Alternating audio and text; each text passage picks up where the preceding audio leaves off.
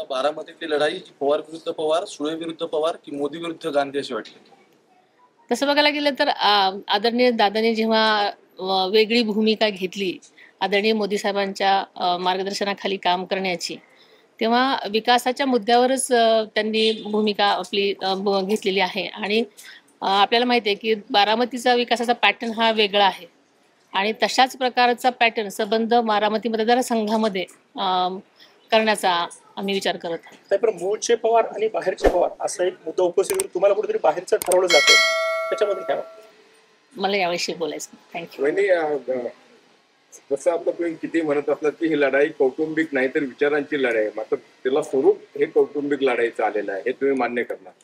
मला असं वाटतं की राजकारणामध्ये कौटुंबिक नातं आणणं हे दुर्दैवी आहे.